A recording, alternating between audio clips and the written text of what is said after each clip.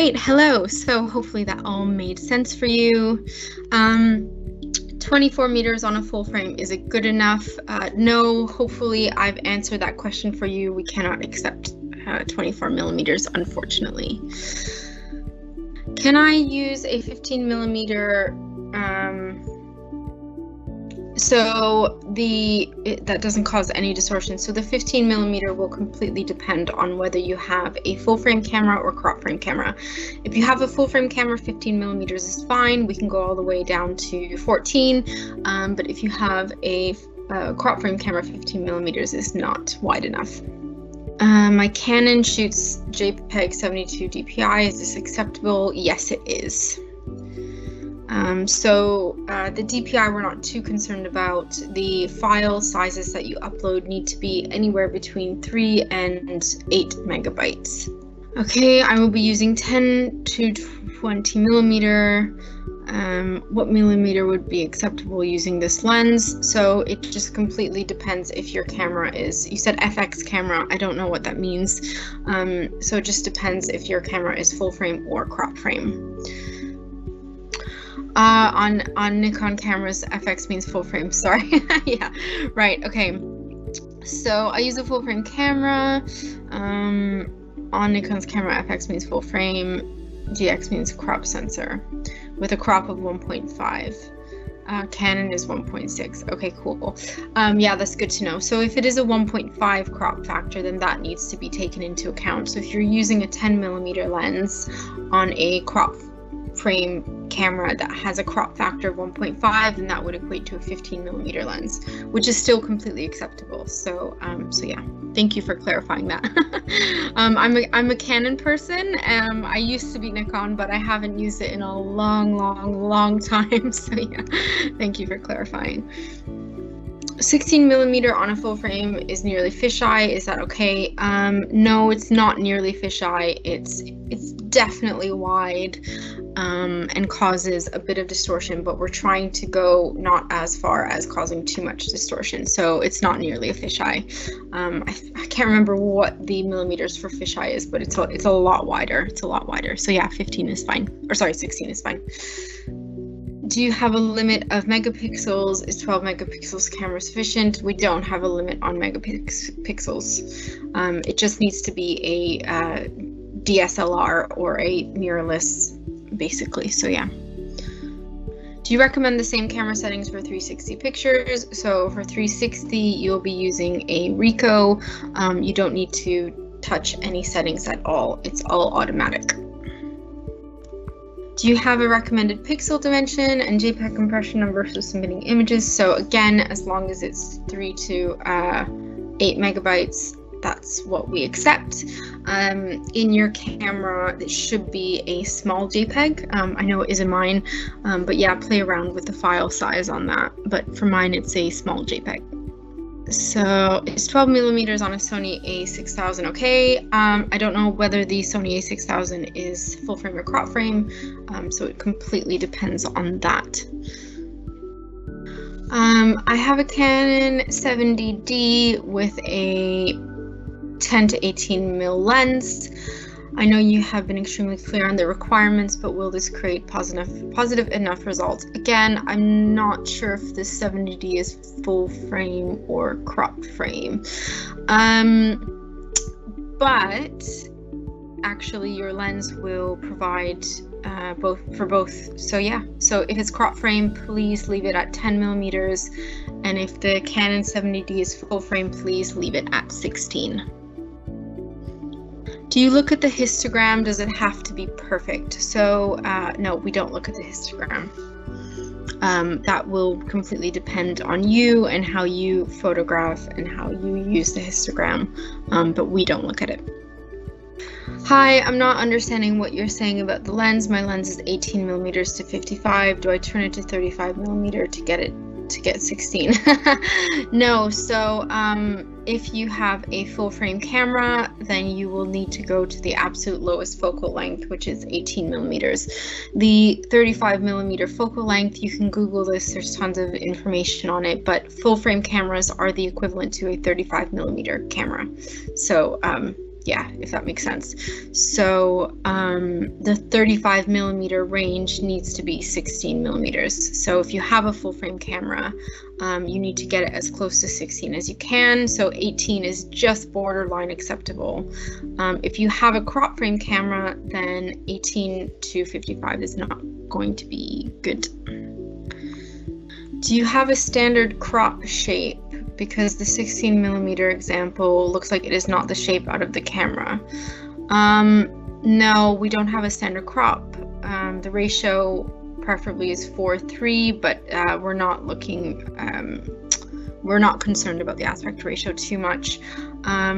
So yeah, and that image from the image that I showed you of the 16 millimeter is straight from the crop of the camera. Why do you need to be shooting 4:3 rather than 3:2 on camera? It's just a nicer aspect ratio, basically. Gives a better view of the room. Is some distortion acceptable? Really good question. So obviously we're working with a wide angle lens. Distortion will always be apparent on wide angle lenses. There's nothing we can do to prevent that.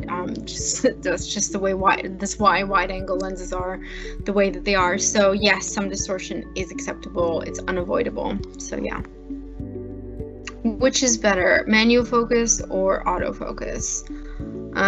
So I would always suggest leaving everything on manual, including your flash. It's really important that as a photographer you have control over everything. Having said that, you know, it just depends on you, depends on how you work. But yeah, I would say manual. Can we use photo merge? I'm not sure what you mean by that. If you clarify that for me, that would be really great. Thank you. Okay, so I think this was your reply to the photo merge. You're saying taking the picture with a 24 millimeter with different image and stitch together. I still don't really know what you mean by that, but you shouldn't be stitching anything together. So yeah. You definitely should not be editing or stitching anything together. Hopefully that answers the question. I think I understood it right. Okay, do you recommend to do auto white balance? In short, no. Your white balance is going to change from room to room, property to property, even image to image, even in the same room. So you really have to just adjust your white balance as you go.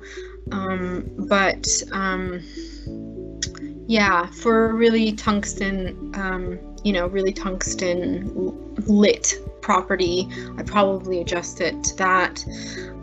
So again, we don't really have a recommendation on white balance. It's just completely up to you. So you just have to adjust it as you go, basically. My camera's smallest JPEG is 8.1 megabytes. Is that acceptable, or should I resize in Lightroom? Craig, our portal literally does not accept anything over 8 megabytes, so it will reject it, unfortunately. So yeah, the reason we've done that is because sort of the amount of files that are coming through. So unfortunately it won't accept the 8.1. I'm really curious as to why the smallest JPEG on your camera is 8.1 though. Seems a bit, seems large. So if that is the case, then you will need to convert it to smaller. Okay, this is a really good question. We get this quite a lot. So should all images be landscape, even in narrow rooms, like a separate toilet?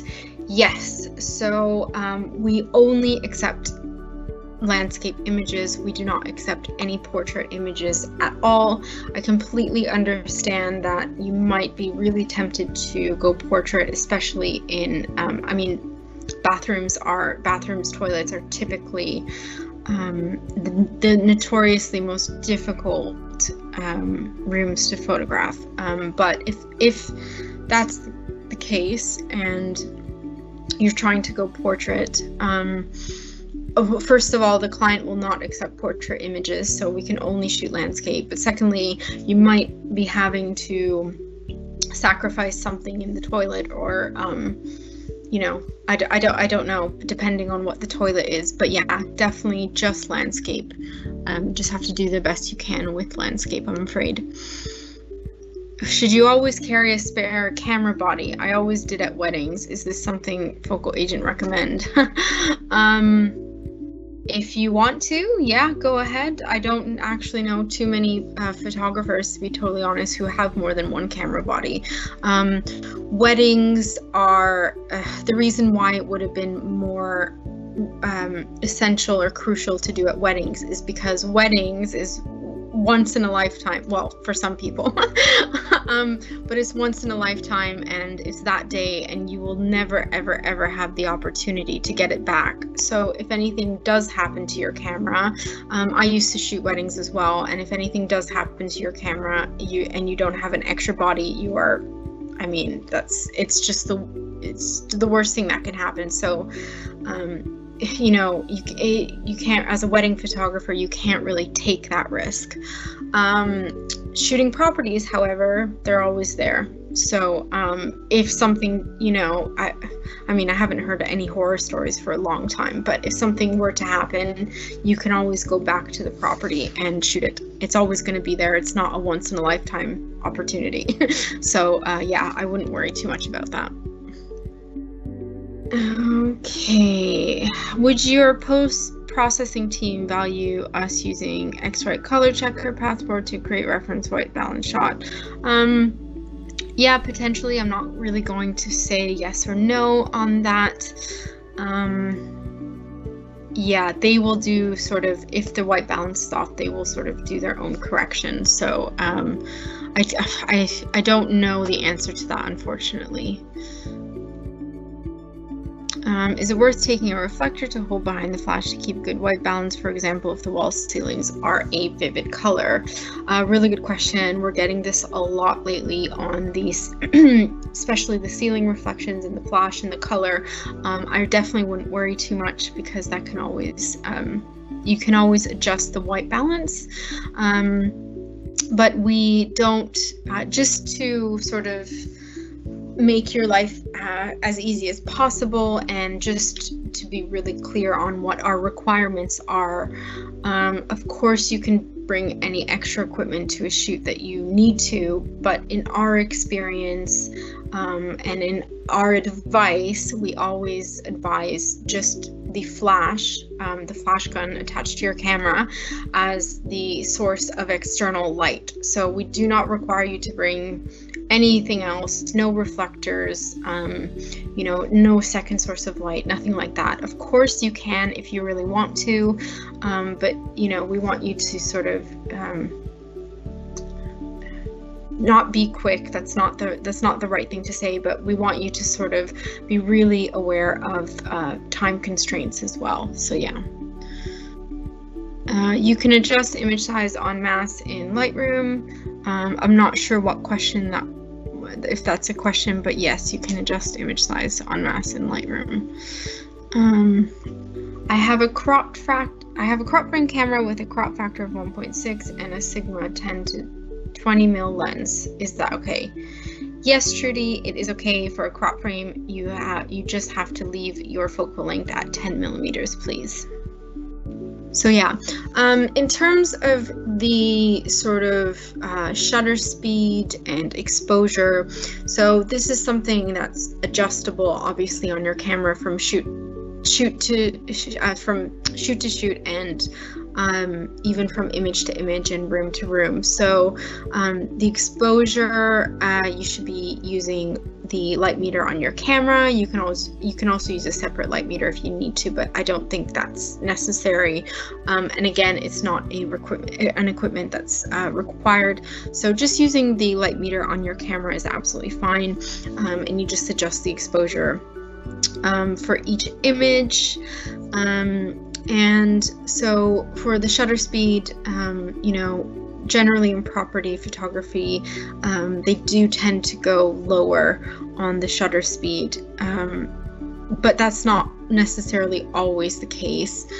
And it is going to affect your flash use as well. So the shutter speed, again, is something that is interchangeable depending on the light that you have in the room. If you are using a slower shutter speed, it's just one of the many reasons why we need to be using a tripod. So yeah.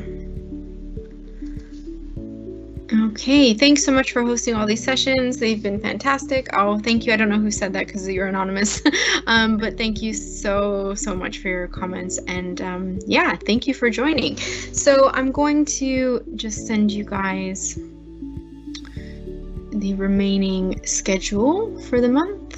Let me just load this up. Cool. So this is the remaining schedule. On next week, we have site visit process, Matterport 360, and customer service. These are all at 10 a.m.